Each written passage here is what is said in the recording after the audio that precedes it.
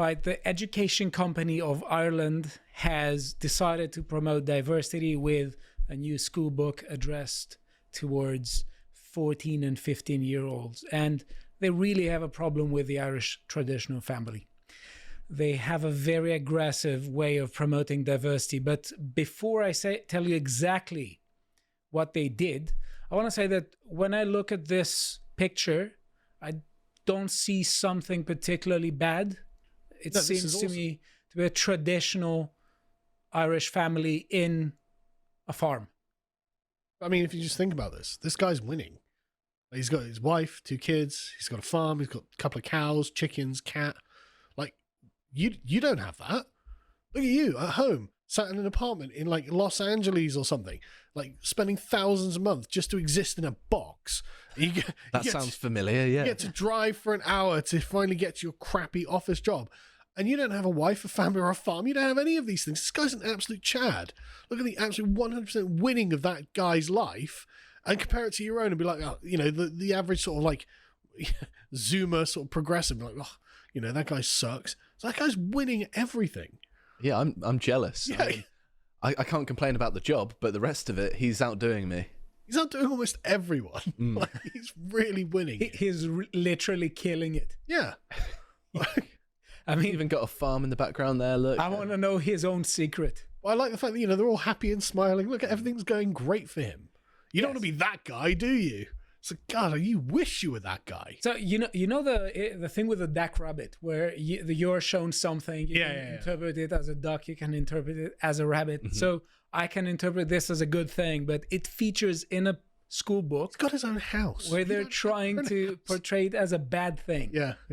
Right, and how are they trying to portray it as a bad thing? They're trying to create a caricature of the traditional Irish family, and they are trying to contrast it with the new mixed race family. Oh, okay.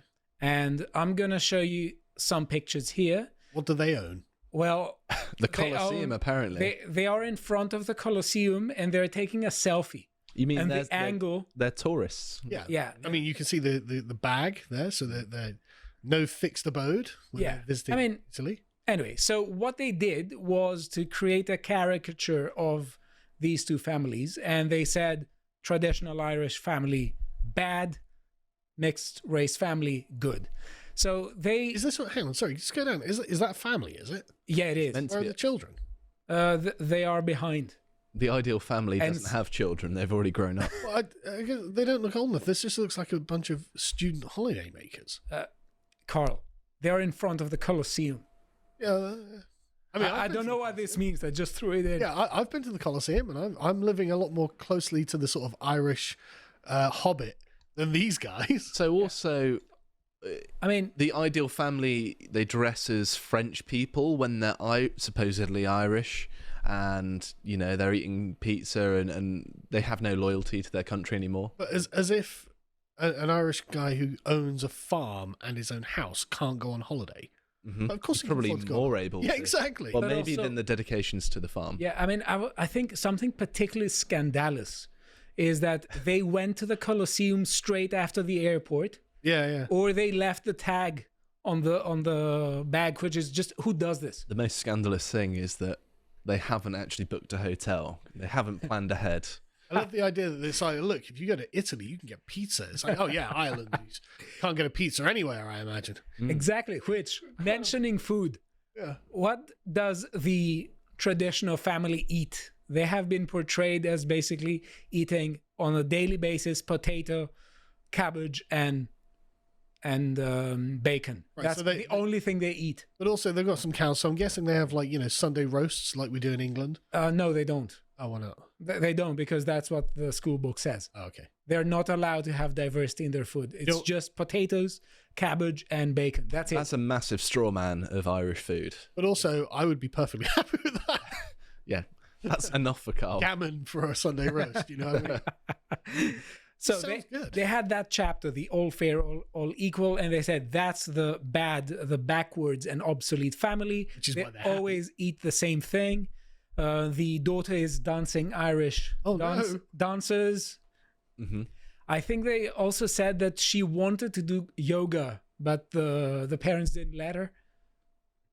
And there may have been some reports about her saying that she wants to befriend lesbians, and they said no. Yoga is what unionists do, isn't it? And also, they travel in Ireland. They never go abroad. Right. Whereas the other ones are essentially loving difference and change. They love change and difference. Yep. They eat curry, pizza, and Asian food, travel internationally, and visit art galleries, implying that... This is appealing to children, though. Children don't really like change that much. Also, they don't like curry that much. Yeah, children like bland food and routine. Yeah. They've watched the videos. Honestly, I'm not even joking. I've got 4 kids. Like, if watching my 2-year-olds fill her face with mashed potato is the funniest thing in the world.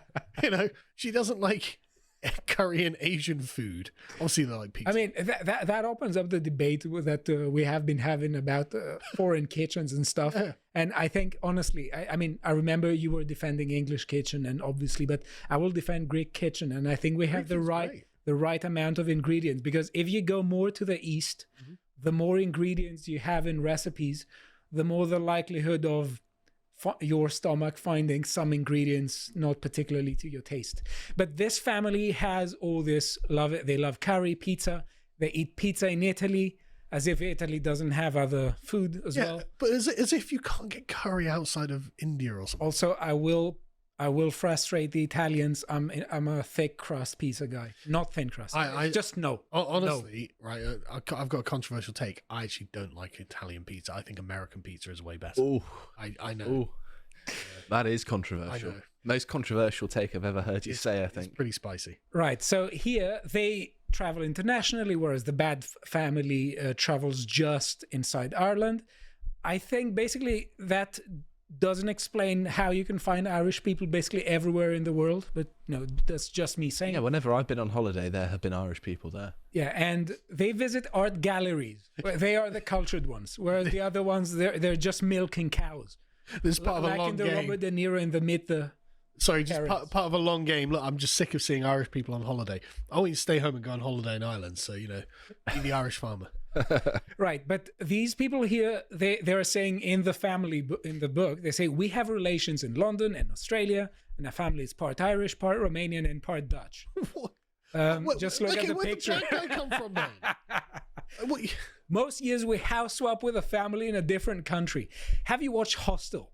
Just watch these horror movies and you'll stop doing that. It's an issue of safety. You shouldn't be telling kids to just going to strangers' houses. House swapping's up there with wife swapping, with being things that weird metropolitan liberals do. Yeah. It's a great way to meet people, go and live with them, and learn about other cultures and societies. It makes you realize that when you get to know them, people are more alike than different. Oh, are they really? Where's the page where it says, come on into my house. Oh, you can stay here. You can live here if you want. Have you met my wife? She's in bed right now. Hang on a second. Let's go back to that a second. Right. So you realize that people are more alike than different. Then why would I bother traveling? You should be house swingers. No. What's the effing point? If I'm going to go overseas and be like, oh, these are basically just like Irish people, which obviously they're not, but let's assume that was true, why would I bother leaving Ireland then? Because I've just spent a load of money to go to somewhere that's just like Ireland, according to the Metropolitan Liberal. Also, who's lying through their teeth, because they know that we're not just like them. But also that's harmful for the children, generally speaking. Just changing environment every year is not a good thing. Sure, but it's just... This family doesn't care about it. But it's just so obviously nonsense. If we're more alike than different, then... I going over to, Irish McPaddy over in the next field, well, that's the same as going to Bengal or something, right? That's no different. No, we're more alike than different. Don't be a racist. They're just like Paddy over there. So why would I even bother? It's such an obvious lie. It's so transparent. So there was a major backlash, and the education company said basically that they're taking it back and they're really sorry. But really, no one is particularly convinced about them being sorry. No one is particularly convinced. They're sorry that they were caught, because you know these activists in all these NGOs, they really think they know better and that everyone else is just uneducated. It's also interesting that they depicted them in Italy as well. They didn't fancy going to Haiti, having some Haitian barbecue. But also they love reggae and hip hop, whereas the traditional family loves Irish dances, and that's obsolete for the people at the education company in Ireland. Yeah, you should go to a European country instead of Ireland. Yes. So, I mean, this is just one of the latest chapters of the anti-racist agenda that is being pushed over in Ireland. And also there has been a case, a very famous case with Enoch Burke, who is a teacher who lost his job from a school because he didn't play along with transgenderism. And you see here the people show up and this police officer is licking his lips. As if, you know, the father of this teacher is just prey and they're about to do this. And if you see the camera back, he's still... Nazi, doesn't he? Yeah, Jesus, you can't say that. He's still licking his lips. Maybe he's thinking of curry food or something. Yeah. It's just atrocious. And they're asking him... Looks like a far-right thug. They're just asking, where is your son? Karen is browbeating him. Still obviously. licking his lips. I'm looking Now for transfer. He put the tongue back in. Lovely garden, though. Yeah. So they're basically coming up to his Karenism. front porch. Intimidating. Karenism, is it? Sorry, Karen. Intimidating his family. Yep. They found him and basically they put him on trial, and they said and from his account, he writes that he has been arrested at Wilson's Hospital School after refusing to endorse and affirm transgender ideology. Judge Barry O'Donnell, who made almost 400,000 euros from 2016 to 2018 representing TUSLA as a barrister, ordered his arrest. And he's saying that this is an Irish state child protection agency that deems not playing along with transgenderism as a sort of hate crime. Ladies and gentlemen, we got him. Yeah, there are a lot of people who are supporting him, and there is a lot of popular support. People chanting "Free Enoch Burke, Free Enoch Burke." Here you have there's a video of the police officers, Gardaí, I think they're pronounced. Apologies if I mispronounced it. Garda. They were dragging people out. They literally dragged them up and took them off. So what is interesting here is that this is just one kind of attack that we see throughout the West. And you could say that the politicization of the classroom is basically universal. It's not just a Western thing. Mm-hmm. But in the West, it has a particular ecophobic or anti-native culture self-evident orientation. What else would you call it? It is self-evident. Yeah. Now I think we're past the stage where people denied it. We are past the stage where people also said, well, it happens, but only in a few. Now they're saying it is happening and it is a good thing. And we have here... It's not just a good thing, it's government policy. Yes. And we have here Rafe Mancoot saying that essentially the politicization of the classroom is really disastrous about feeling a sort of ethnic pride.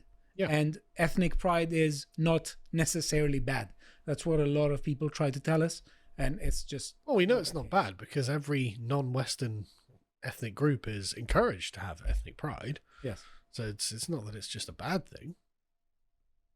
And here we have also Labour. We have this article from 2 weeks ago from the Free Speech Union. And it shows that Labour has zero intentions of being sensible and protecting free speech in academia. We all know that academia is predominantly leftists. I think the overwhelming majority of the institutions have been taken by the left. And here Keir Starmer is not at all interested in promoting an ideology. To do something about it and to promote free speech. Well, they've rescinded the conservative protections for yes. free speech in academia. And here we have the other tweet from Rafe where he says Britain is being ideologically subverted. In the 90s, noughts and 2000 and last decade, pride in Britain was approximately 85%. Today is around 64%. So if you raise children and you're indoctrinating them that basically your culture is responsible for all the evil in the world, they're not going to feel particularly attached to their country. But what we also need to say is that a lot of the young men are rejecting this. Well, I agree with what you're saying there, but also I'm not particularly proud of Britain at the minute. Right. And that's because I care about Britain, you know. The material standards and I suppose the metaphysical standards of the country have declined. Yeah. And That's not what they're talking about. no, of course not. But I think that to characterize it as just being oikophobic in its entirety, there's a much broader thing here of we're a nation in decline. I think you're correct, but I don't think that you and Rafe are raising different points. Because No, probably not. No. I think he would say, and I would say, with respect to what you say, that the people who are talking about are shaming, the native population are also talking about pride, especially in June. And generally speaking, so they are saying we are proud of what we are achieving right now, which is the state of diversity, which has nothing to do with a traditional family, as we said in the beginning of the segment. So it's literally a matter of which part of the culture one is ashamed of or proud about. Right, and here we have just an interesting thing by Morrissey. He basically says diversity is just another name for conformity. We can play this here. It's a very interesting. All about, we must have diversity, which is diversity is people that you don't know, and it just means it's just another word for conformity. It's the new way of saying conformity, diversity. You don't see anything diverse anywhere. No. It's all conformity. It's having the opposite effect, in fact. Isn't It is, because when people talk about diversity, they don't think about the great things that we don't have in common. And those things are ignored. And they always made countries very interesting, because you could travel to Germany, you could see the most incredible culture. You go to Italy, you see the most incredible culture. Now they just want everything to be the same. Yeah. So diversity means conformity. It doesn't mean avant-garde or let's make really interesting, strange art. It means box everybody. Yeah. Diversity, I think, is It's a dying, dreadful word. Pin it to anything, and that situation is finished. It's the great homogenizing blender of international liberal culture. I'm going to go to this foreign country and get myself a McDonald's or a KFC. Yeah, that's exactly when I go and visit places, and I've traveled a lot. I've walked the earth to a considerable degree. I don't want to go and just find the same 4 coffee chains. Yeah. Or the same, food chains or something. But I want to see something Stelios, different. they serve beer in McDonald's in France. In the Netherlands, they have a different burger sauce. Diversity. There's so much variety. It's Le Big Mac. Yeah, when I go to foreign countries, I want to get food poisoning. You want to eat the slop Yeah. on holiday. Yeah. So, there is a particularly aggressive push to make a problem out of tradition and present traditional families as being obsolete, a thing of the past, and something that people should be ashamed of. But I think that this is basically atrocious. And I want to end on a white pill and a fun thing, because today was a rough day. And this segment, we did laugh a bit, but generally speaking, the subject isn't funny. Good, is it? There's a new movie by Matt Walsh, and he is talking about anti-racism, which is also the theme of the segment, and particularly the anti-racist Iraq of Ireland. And he basically sat down with Robin DiAngelo, who is one of the most famous anti-racists who has written White Fragility. How he's dressed. Yeah, and he basically pretended to be an anti-racist activist, someone who wants to atone for whiteness. And he had his black producer there, and they started saying that we need to find a way to apologize to him, and he started giving him money. She felt a bit weird there. She said, I thought of it as a systemic thing, but she also felt really bad, and she also went to her purse. We see her here, and found money to give to Penny. I just want to point out, saying that, he tricked her. This isn't a trick. This is what she truly believes. Mm-hmm. Like, this isn't a trick. She's got the money to hand out as well. Yeah, she has cash. Say what you want, but it is good trolling. It's It is good trolling. It's good trolling. So, that's it. And I think at the end of the day, I really think that this meme is correct. Behind the DI, it is basically, it is racism. And the way it is being pushed forward, it is anti-white racism. Just as simple as that. I hope you appreciated that segment from the podcast The Lotus Eaters, and if you want to see what else we're putting out, you can see this speech from Carl, And if you want to see all the other work that we're putting out, you can follow us on Twitter, where we post links to everything. Thank you very much for watching, and goodbye.